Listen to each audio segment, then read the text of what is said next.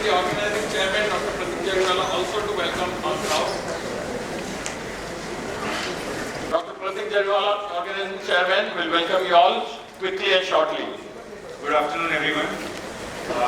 I am sorry for the delay. It was unavoidable. But without further taking more of your time, let us start the conference and welcome all of you. Thank you. Thank you, Dr. Pratik sir. Yes, guys, now time to start the conference. May I call on stage my co-host for this conference, the First Lady of BMB, young, charming, equally enthusiastic like her husband, Dr. Tejal Panchal.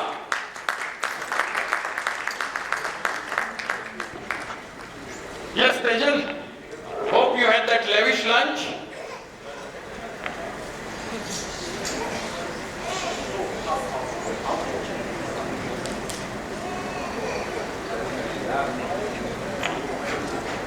Hello, I think I'm audible? Yes. Yes, sir. I had it absolutely. Yes, so it is your and my duty to keep the audience awake when our esteemed speakers are going to talk. So guys, we have a lot of surprises as the event flows. So we'll assure you that none of you doze off for now. So Tejal, first of all, can you brief our delegates the schedule and highlights of this conference? Yeah, sure. Firstly, let me welcome you all. And I think you can make a little noise for myself, please. Oh, yeah. Thanks. That's encouraging. Sure. So first of all, I hope all your delegates had a comfortable drive. That's a ride in the AC bus that's arranged by BMB. And I hope that your hotel room check-in process was smooth, right? Have you all received the delegate gift? That's a red bag, laptop bag, everyone? Great. Okay. So one more thing, you all have to sign for the MMC point. You have to sign in the register today and tomorrow, both the days. Make sure. Because you will avail one MMC point today and tomorrow one. Right? Well, briefing about today. Let me tell you, we have a galaxy of speakers for 2 days. A workshop on insulin therapy. A unique aqua therapy lecture. Not to forget the entertainment show, Back to Bachpan. Where you all are requested to come in your school days attire. You know, it could be your kids' attire to enjoy the live musical show which will take you to your old school days. It's brought to you by Pulse Imaging Center, the evening show that's Back to Bachpan. And there are so many gifts, you know, you'll be getting it all throughout the day and especially after the lectures because we have a question and answer round. Okay, so every correct answer gets one surprise, exciting gift. And the gifts are sponsored by Microtech and Unichem. There are bumper prizes and there are lucky draw prizes at the end of the session and also in between, so please stay tuned. A lot of leisure activities also. Let me tell you, there are so many things that going to unveil as the event progresses, but we would like to thank our sponsors for supporting us wholeheartedly. Especially our major sponsors, Wins Neurological Center, Neon Laboratories, F2 Funds, Aquamax, all the trade zone pharmaceutical companies and all our esteemed speakers. We thank each one of you to be a participant in this mega event of BMB, the 7th annual conference, MediMeet 2022. We also thank Royal Printers for the bumper prizes, Microtech and Unichem for the prizes during the question answer session, Pulse High Tech Imaging Center for the evening entertainment show Back to Bachpan, the Neon Laboratories for being a great help to us not only this year but since last 6 years, and also a surprise prize from one of our sponsors, Cello. So Tejal, what is the theme of this conference? Yeah, it's B2B. Let me just tell you, B2B means back to basics. It also means BMB to BMB. It means business to business and definitely back to Bachpan. So I'm going to explain in detail what is it. So it's like BMB to BMB is like we got you from BMB hall and we're going to drop you back on BMB. So BMB to BMB, B2B. The second one is back to basics. So we have a question answer round. So we're going to take you back to basics, which is B2B. Here you're going to have business, because you're meeting your colleagues after a long COVID sabbatical. So definitely you're going to make business here. So business to business, B2B. And lastly, the event that is back to Bachpan, that is B2B. Oh yeah, multi-beneficial theme. Very true. BMB is indeed a multifaceted organization Do we all agree to this? Then can I have the liberty to say, विषय या अनेक है पर मंतव्य सबका एक है. विषय या अनेक है पर मंतव्य सबका एक है. संगठन में ही शक्ति है. श्रुति यही तो कहती है, बीएमबी है जान अपनी, पहचान है इसकी mandate. So one activity for you all. Kindly raise your hand. And one hand, the right hand, you'll have to follow what I do because we have designed a unique theme, a unique tagline for this conference. I'll demonstrate it first and then you'll have to all copy it. BMB है जान अपनी, पहचान है इसकी mandate.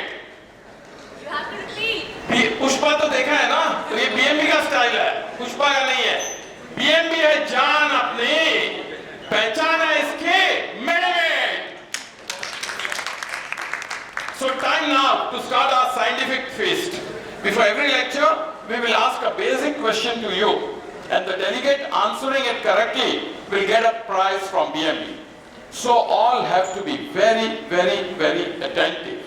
Sure. So can I call on stage our moderator of our first lecture, Dr. Narendra Kumar sir, and may I invite our first speaker of the day, Dr. Paritosh Baghel, a consultant physician and a medico-legal expert. Great. By the time they get set up, the first question of the day. Listen carefully. The first very basic question of the day. Why is it that when we have fever, we often get chills? The common sense tells us that when our body temperature rises, we should feel warmer, not colder. So why do you get chills with fever is the first question. The person raising a hand will get an opportunity to answer. There's a prize for that. The question is, why do you get chills with fever? Basic question. Yes, sir. The one in The cold. Mike.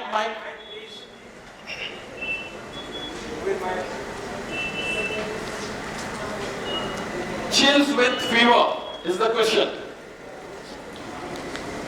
The core temperature of the body rises first, so while outside it is still cold, so that differential in the heat we get chills. But why the chills? Because outside it is still the body is still normal temperature. The core temperature rises first. Yes. That's why. So what makes those shivering movement? The body wants to. It's the outer part of the external body wants to get to that core temperature as early as possible. Agreed. Anyone else more to say? Yes, sir. Sir, because of the infection, there are cytokines which are released.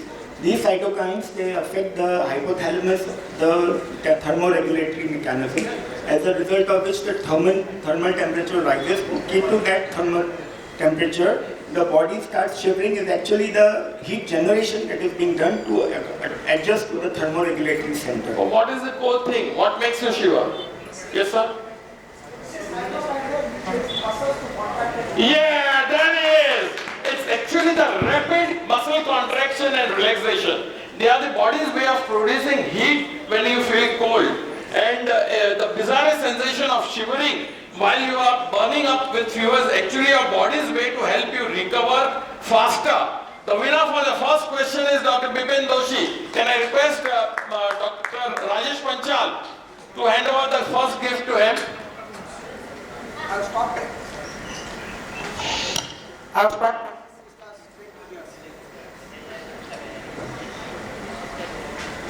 What he said is he stopped practicing since 20 years, but his basic foundation in medicine is great. Thank you, sir, for the great answer. Dr. Rajesh Panchal to hand over the prize to Dr. Bipin Doshi. Thank you. Mahendra sir, anything to be added to this? Yeah. Thank you. It is my pleasure. It is my pleasure to welcome you all. Today is 12th March, first day of Merry Week 2022.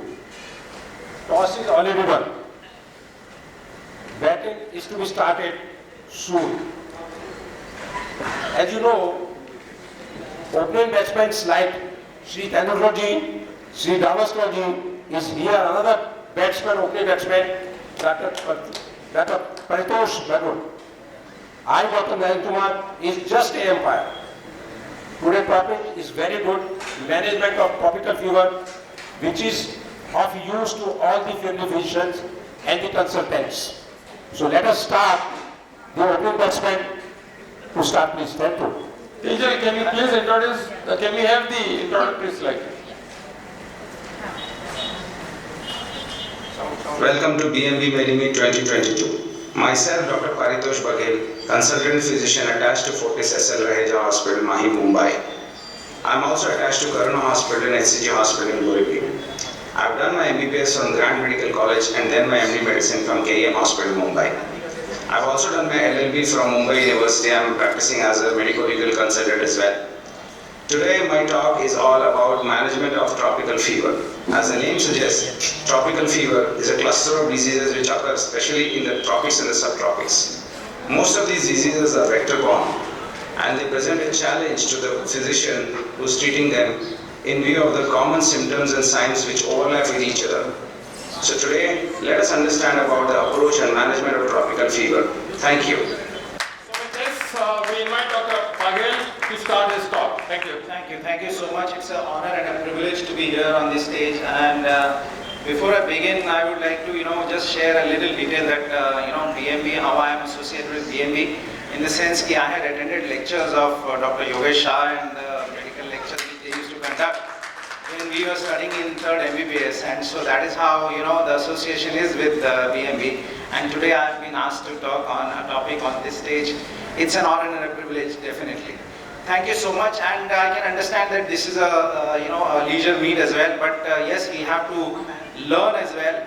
And my topic for today is management of tropical fever. Now, this is something which we all treat in our practice. I mean, fever is the most common symptom with which a patient comes to us. And tropical fever per se, as the name suggests, is like, it's a fever which is occurring in the tropics. So my topic is going to revolve around what is tropical fever, what is the epidemiology, what is the presentation of these patients with tropical fever, how to approach a patient with tropical fever, what kind of an approach should be a syndromic approach or should be a diagnostic approach, what are the types of syndromes and their workup, what investigations and treatment strategy we should plan, and the summary of the whole management. At the same time, I will also cover specific tropical diseases which are very common, the role of hydration which we often miss in patients with fever, and finally the take-home message. So as tropical fever, we have been seeing patients in and out. Every year we never label them as tropical fever, but yes, these are the infections, febrile infections that are prevalent or unique to tropical and subtropical regions and are collectively known as tropical fevers. They are a cluster of diseases not caused by a single organism. They are caused by a number of viruses, bacteria, protozoa, and they are often transmitted by an insect bite. Why these organisms are in the tropics is because there is a humidity, the climatic, the geographical conditions are helpful to spread of these diseases. The common types of tropical fevers which are reported in Asian patients, as you can see, is dengue, very commonly seen, malaria, leptospirosis. Malaria is in fact the biggest killer among infectious diseases. Leptospirosis, typhoid, rickettsias. We generally in our practice ignore these diseases like called scurf typhus. We hardly know about, we don't see the symptoms, we ignore it. Many times it is missed. Japanese encephalitis, chikungunya. So some of these tropical fever occurs throughout the year, but sometimes when we see after the rains and post rainy season, August to October is the peak when these infections are at their height.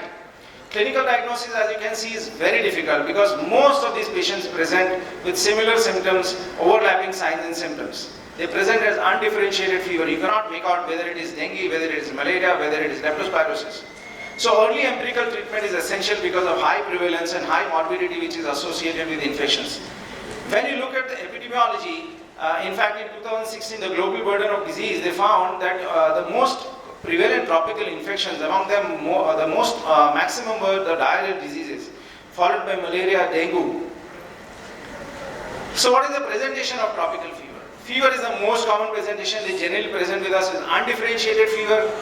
The meaning of undifferentiated fever is they cannot identify what is the cause of this fever. They don't have any localizing signs. It may be associated with a rash, mild thrombocytopenia, mildly deranged liver function test. They may have respiratory, renal, hepatic, circulatory failure or altered mental status, seizures and coagulopathy as well. So they can present with you with any different combination of symptoms. Also, these symptoms may overlap and you may think that this could be a severe bacterial sepsis. So it is very difficult to identify at the time of presentation. When we look at the severity of this disease, almost 20 to 30% of these patients can require ICU admission. You can imagine the burden of disease and the severity of these diseases. So, how should we approach when a patient comes to our clinic with fever? How should we approach? What should be the way forward? Is the syndromic approach the need of the hour? Yes. Yes, one should understand that one cannot identify the disease at the time of presentation. So, understanding the syndromic picture of the patient and then narrowing down your diagnosis is what is required. So, because these tropical febrile illnesses have similar presentations, empirical therapy has to be initiated at the outset because any delay can lead to morbidity, increased morbidity and mortality. There is no uniform guideline regarding the empiric therapy, but the trends for for the infections which are prevalent in the society in the certain geographical area, one should consider while using this empirical therapy. So the syndromic approach is very, very important, and it will narrow down the list to differential diagnosis, so you can make a presumptive diagnosis to begin with, and send all the investigations to make a specific diagnosis.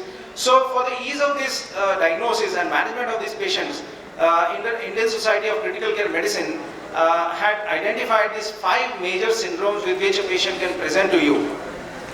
And these 5 differentiated clinical syndromes, first is undifferentiated fever, next is fever with rash and thrombocytopenia, fever with acute respiratory distress syndrome, patient presenting with respiratory symptoms, patient presenting with you fever and encephalopathy, or a patient presenting with fever and multi-organ syndrome.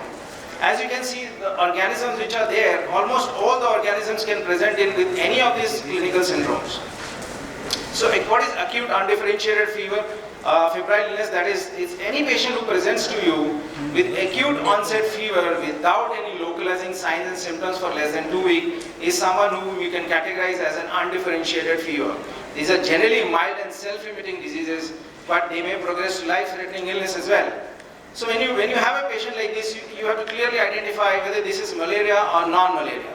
So they can be classified into as malarial undifferentiated fever or undifferentiated fever of non-malarial origin. A mnemonic, a very easy mnemonic you can remember, that is MAESR, which lists the 5 main disease groups: malaria, arboviral infections like dengue, chikungunya, Japanese encephalitis, enteric fever, spirochete infections, rickets cell infection. These can present as an undifferentiated fever. Look at the clinical diagnosis by looking at clues, patterns of fever, rash, any eschar, bite, which will help to identify the organism.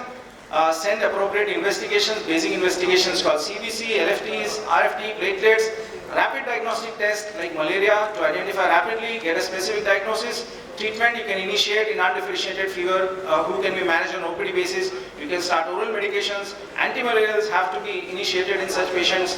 And if the patient is severely ill, one can use IV antibiotics along with antimalarials like ceftriaxone, or you can add it doxy-AZ when the diagnosis is not very clear to take care of rickets cell infections. What about tropical fever with rash thrombocytopenia? Again, acute onset fever with a transient skin rash or exanthema with or without thrombocytopenia. This is also a very common presentation. As you can see in the common causes of fever with rash, it can be dengue, chikungunya, scrub typhus, which we often miss. We look at the rash associated with scrub typhus, meningococcemia, typhoid, the rose petal rash, not very common to see in dark-skinned people, viral hemorrhagic fevers. One should remember that rash in most of the diseases is non-pruritic. Most of the times it is non-pruritic rash. Petechia and ecchymosis are generally seen with viral hemorrhagic. If you find that patient is having petechia, ecchymosis, it is viral hemorrhagic fever. Pruritic rash is there, then one can think of viral exanthem or a drug rash. Thrombocytopenia seen in such patients is generally associated with bone DIC, could be associated with bone marrow suppression, or due to hypersplenism, which is seen in patients with chronic malaria. Tropical fever, again with rash and thrombocytopenia, you see the certain investigations have to be sent. starting of empirical therapy to begin with ceftriaxone, with an addition of doxy or azithromycin, which will cover the rickettsial infections, and further workup. In case if you find that the rapid diagnostic test for malaria, dengue or anything is positive, the specific therapy has to be started. Fever with acute respiratory distress syndrome, this is the third syndrome with which a patient can present. Any patient who presents with fever with a respiratory distress such as SpO2 which is less than 90%, on Roumel or frank ARDS which is defined with a PaO2 FiO2 ratio below 200, one patient is in respiratory distress and he falls into this syndrome of fever with ARDS. It can be because of malaria. Falciparum malaria is a very common cause. Scrub typhus, influenza, hantavirus, community-acquired pneumonia can cause this, or there could be a second diffuse alveolar hemorrhage because of the tropical infections. There can be three forms of presentation. The patient may present with an X-ray picture showing pneumonitis, and later on it progresses to ARDS, which is commonly seen with plague, typhus, melioidosis, or miliary tuberculosis. There could be a capillary leak syndrome where there is an inflammation, there is a capillary leak leading to alveolar hemorrhage and leading to ARDS. That is generally seen in patients with malaria, lepto and dengue. That is what we see in our post-rainy season period. Or the patient may present with a fluid overload state and with effusions, with third spacing. That is generally seen with dengue shock syndrome. Again here, the clinical diagnosis depends on good history, sending the appropriate cultures, sending appropriate blood parameters. Imaging plays an important role in identifying some patients in this syndrome of patients. As you can see, most of the infections which are very commonly seen with this syndromes are lepto, what we see, malaria, scrub typhus and plague. The mimics, one has to think about the mimics which can lead to thinking that this could be a tropical fever, but it is not, like atypical pneumonia, aspiration, bacterial sepsis or hypersensitivity pneumonitis. That has to be borne in mind. Fever with encephalopathy, patient may present to you with altered sensorium with fever. Again, with altered mental status within 7 days of onset of fever can be attributed to the fever itself. It can present you as an encephalitic picture, which is generally seen with HSV, Japanese encephalitis, enterovirus or West Nile virus fever. Patient can present you with meningitis, generally seen with Haemophilus influenzae, Neisseria meningitis and streptopneumonia being the most common. Scrub typhus, cerebral malaria, typhoid encephalopathy can also present to you with encephalopathy with fever. Severe headache is the most common symptom seen in these patients. So whenever a patient presents to you fever with encephalopathy, one should take a good history, examine the patient, look for focal signs, imaging, CT or an MRI which can be done early to identify if there is, to rule out other causes as well, whether there is hemorrhage, whether there is any ischemia. Rule out the mimics like epilepsy, drug overdose, alcohol withdrawal, hypoglycemia, very common mimic of patient presenting with fever and encephalopathy. Supportive treatment in the form of hydration, anti-epileptics if the patient is having seizure. Empirical treatment to be started with ceftriaxone plus or minus acyclovir. If you find that the patient is a high-risk candidate, the suspicion of he developing a viral encephalitis, acyclovir has to be started. As per the diagnosis, follows the specific treatment after you find a cause for it. For example, if there is a malaria, you have to start with artesunate. Fever with multi-organ dysfunction. These are critically ill patients generally presenting to the emergency department with multi-organ dysfunction. They can be because of bacterial sepsis, malaria with a superadded bacterial infection, scrub typhus, leptospirosis. We have seen leptospirosis patients coming to us with multi-organ dysfunction. Dengue itself can lead to multi-organ dysfunction, fulminant hepatitis, hepatic failure because of hepatitis, hantavirus, or because of the infection, the patient landing up into a macrophage activation syndrome, developing into a multi-organ dysfunction. Needs an urgent ICU management, and empirical treatment has been outlined before is the important thing which one should not delay, and extensive workup to find out the cause and treat such cases. So approach to a patient with tropical infections, very commonly assess and stabilize the airway. Whenever a patient is critical, assess and stabilize the airway, breathing and circulation. Meanwhile, while you are doing this, focus for if there is any source of infection. If you find there is a focus of infection, say there is a patch on the X-ray, get an imaging, start with the treatment thinking that is a source of infection. If there is no source which is found, send the parameters to rule out as an undifferentiated fever with altered sensorium. Look for rash, look for jaundice, look for ARDS, send appropriate investigations, rapid diagnostic tests. If you find a cause, you treat it, otherwise an empirical therapy continues with a ceftriaxone, which covers most of the organisms. It's a third generation cephalosporin with an addition of doxycycline which can cover the rickettsial species, or if doxy is contraindicated, azithromycin is what you can start, which is safe in children and pregnant women as well. Treatment strategy, again, hydration status, very important. Supportive treatment with antipyretics, cold sponging, empirical therapy with appropriate antibiotics, antimalarials, antivirals. Disease-specific therapies are after the confirmed diagnosis. So the summary of management of tropical fever, I would say first is initial assessment and resuscitation. Assess for the airway, breathing and circulation. Fluid resuscitation, very important. While the resuscitation is going on, send appropriate investigations like CBC, CRP, peripheral smear to identify any parasite. Dengue infection, you can do the NS1 antigen, IgM antibodies, blood, urine, sputum cultures, leptospira if you think that there is an outbreak which is going on in and around the area. Leptospira, scrub typhus, look for an SR, look for an insect bite, any history of travel, blood cultures, preferably a pair of blood cultures. Vidal and typhoid should be sent at least if the duration of fever is more than 7 days, otherwise you will get a negative report. Liver renal profile to identify the patient, what organs are involved, and USG if you find that you are suspecting that there is a liver abscess. Depending on the local epidemiology, further investigations can be set as per the take a focus history, history of exposure, seasonal patterns, geographical knowledge of disease, what is going on, what outbreaks are going on. Incubation period is very important to identify certain, you can identify organisms in the incubation period, that is a time from the exposure to the development of fever. Perform a focused physical examination, look for pattern of symptoms, how are the pattern of symptoms, what is the organ involvement, look for rash, lymphadenopathy, eschar, hepatosplenomegaly, jaundice, altered sensorium. The whole idea is to put the person the patient into a particular syndrome, and so that he can narrow down the diagnosis. So syndromic approach to the diagnosis and management, identify the presenting syndrome, make a presumptive diagnosis, send the investigation according to the presenting syndrome, specific tests for dengue, malaria, lepto, special investigations like biopsy, imaging as per the case. Start supportive care, specific organ support, initiate empirical therapy based on initial presentation. Specific therapy is available only for few tropical infections. Ceftriaxone and doxy are the empirical antibiotics to choose to cover typhoid fever, lepto, scrub typhus once malaria has been excluded. In case of contraindication to doxy, azithromycin has to be used. In most tropical regions, initial empirical therapy should include an antimalarial, one or more antibacterial drugs. So the antimalarial drug which one should use is intravenous artesunate at the dose of 2.4 mg per kg dose per body weight. A higher dose would be required in children.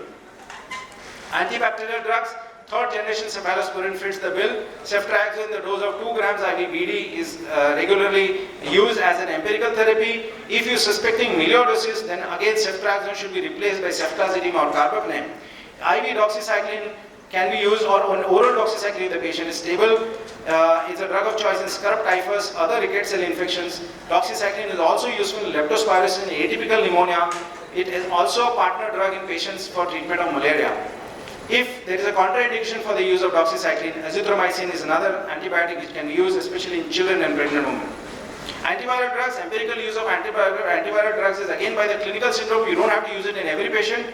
Ribavirin can be used for empirical treatment of viral hemorrhagic fevers, or acyclovir in patients where you are finding a patient presenting with encephalitis. Oseltamivir or zanamivir can be used as an empirical therapy in patients where you suspect there could be an H1N1 infection going on in and around in your area. Once the definitive diagnosis is confirmed, once the reports are available, you can start specific treatment.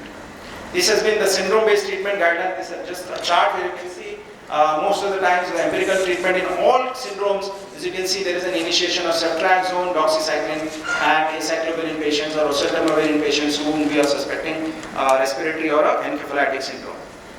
Just to brush on specific tropical diseases, the time is very less. Malaria, again, clinical symptoms, paroxysmal fever, shaking chills, hepatosplenomegaly, drug of choice, artesunate. Alternative therapy, quinine can be used, but it's very difficult to get quinine nowadays. Only oral formulation is available nowadays. Clindamycin is recommended in place of doxycycline in patients with pregnant women and children. Dengue, again, dengue fever, dengue hemorrhagic fever, dengue shock syndrome, or an expanded dengue syndrome where there is involvement of the CNS as well. Treatment, no specific treatment. Dehydration is very common, so oral dehydration therapy, isotonic fluid to maintain a hematocrit less than 33, blood transfusion or platelet transfusion only if the platelets are below 10,000. Typhoid, again first week general features, fever, headache, relative bradycardia. Second week there could be abdominal pain, diarrhea, constipation, hepatosplenomegaly or an encephalopathy. Third week there could be complications like intestinal perforation or bleeding. Treatment, ceftriaxone is a drug of choice. Nowadays we are still also getting multi-drug resistant typhi, AZ, ciprofloxacin are alternative. Consider DEXA in patients where you are having patients who is having encephalopathy associated with typhoid. Otherwise no role of steroids. Scrub typhus, again organism, it's an Tsutsugamushi, it's a rickettsial infection. Outbreaks are reported all over India. The organism it causes vascular, it infects the vascular endothelium. Incubation period is around 1 to 3 weeks. Fever, headache, myalgia, breathing difficulty, delirium, vomiting, cough, jaundice. Presence of an SR is very important. One can note the SR. Complications, it can lead to ARDS, respiratory or aseptic meningitis. Lab diagnosis, wheel Felix, poor sensitivity and specificity. The gold standard is indirect immunofluorescent antibody study or an ELISA. Treatment, doxycycline, AC or rifampicin or chloramphenicol are alternatives in children and pregnant women. Lepto again, Leptospirus interrogans, it's a spirochete. Direct contact to skin and mucosa. It is found all over India, including more commonly in urban areas. Clinical features, the incubation period is around 5 to 14 days, but can be 72 hours to a month or more. Anicteric leptospirosis or an icteric leptospirosis, diagnosis by looking mainly by doing cultures, positive serology, microscopic agglutination test, IgM ELISA. First line treatment is penicillin, alternative is cephalosporins like ceftriaxone. Japanese encephalitis, generally in the south, is also seen in Bihar, Maharashtra, Haryana, Madhya Pradesh. Mainly CNS picture, incubation period of 6 to 8 days, treatment supportive, seizure control and management of it. I think I would just conclude. Yeah, so the take-home message is a systematic assessment is needed in the management of tropical fever. Syndromic approach is the key. Early initiation of empirical treatment saves lives. Knowledge of geographical seasonal outbreaks useful. Knowledge of incubation period is useful. Aim is to achieve a definitive diagnosis, and once a definitive diagnosis is reached, start specific treatment. Supportive treatment, one should not forget hydration, nutrition plays a very important role in patients with fever. Thank you so much.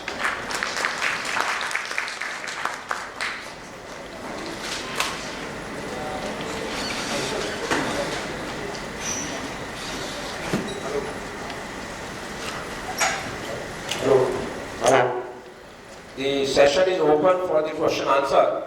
I'll ask 2 questions from you, just for the sake of the audience. Number 1, when we should send urine or blood culture, as usually the antibiotics started, usually first day. Number 1.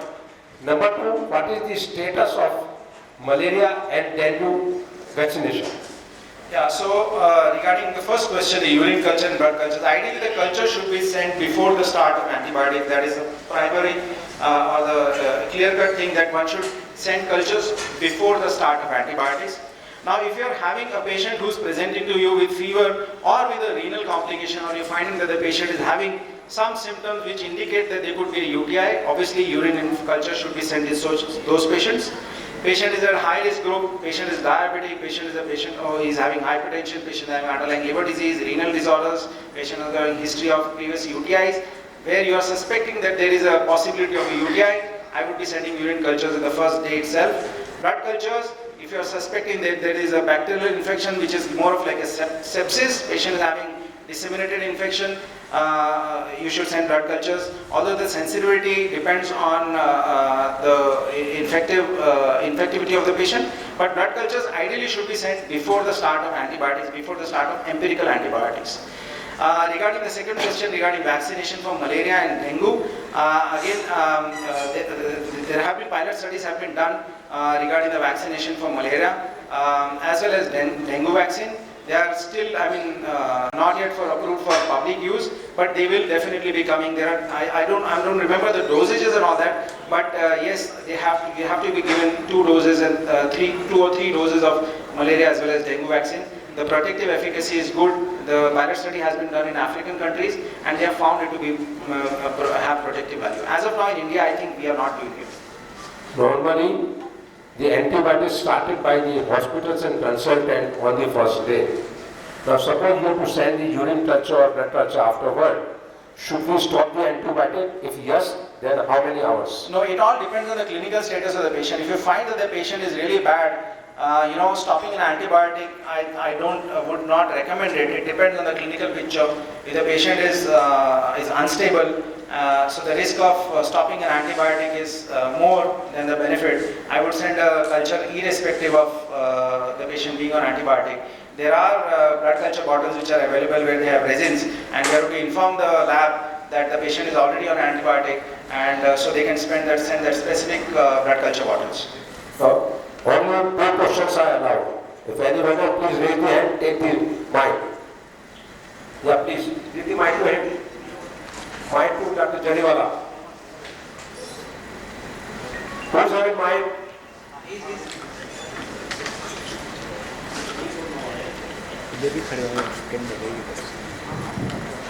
Thank you, Dr. Paritosh sir. It was an excellent presentation.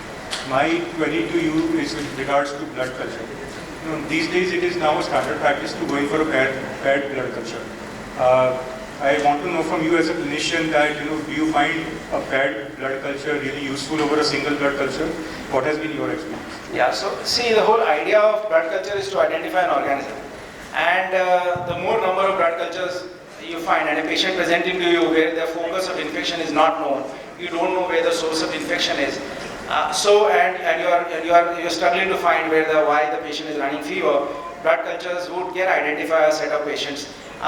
Sending as many blood cultures, and especially if the patient is febrile during the febrile period, the chances of isolating an organism is there. So sending a paired blood cultures or sending it from different sites is definitely recommended. If patient is having, suppose patient is having a central line infection, you have to send cultures from the center and as well as you have to send it from the periphery as well. So most of the infectious disease guidelines also mention that cultures have to be sent in pairs or multiple blood cultures have to be sent when you are not able to identify the organism or identify a source of infection. One more question only. Last question.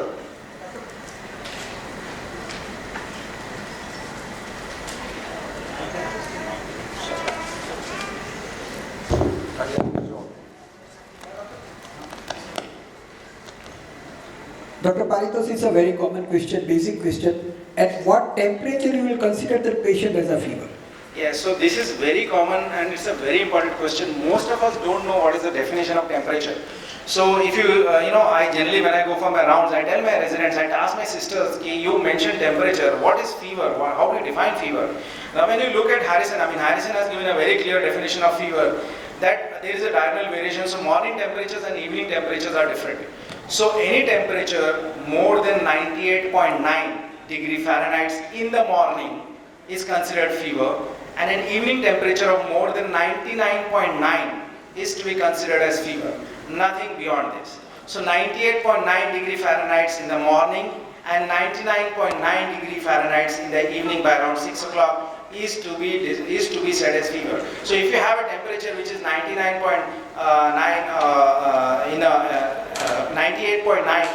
below 98.9 in the morning, it is not considered fever.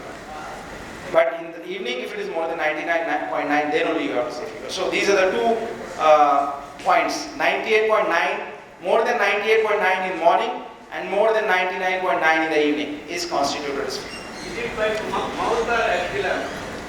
Yeah, so there is a slight change in the oral as well as the axillary, but this is what they have taken as an axillary temperature.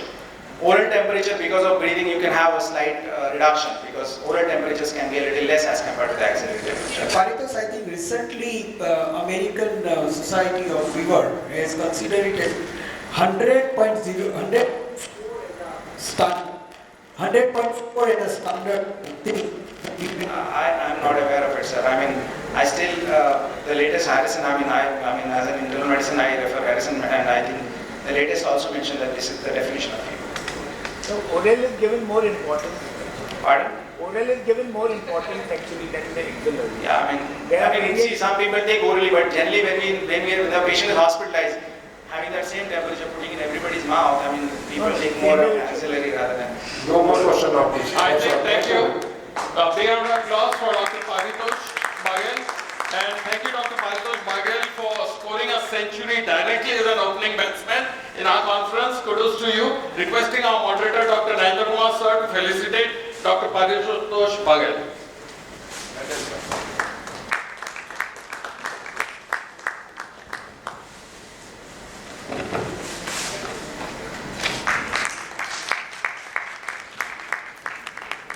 And I request Dr. BMB President Dr. Rajesh Panchal to felicitate Dr. Narendra Kumar sir.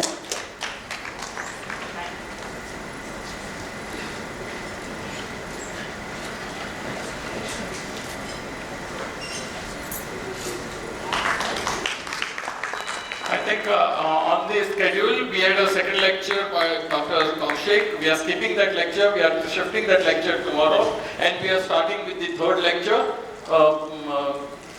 Tejal, can you go ahead with the third lecture?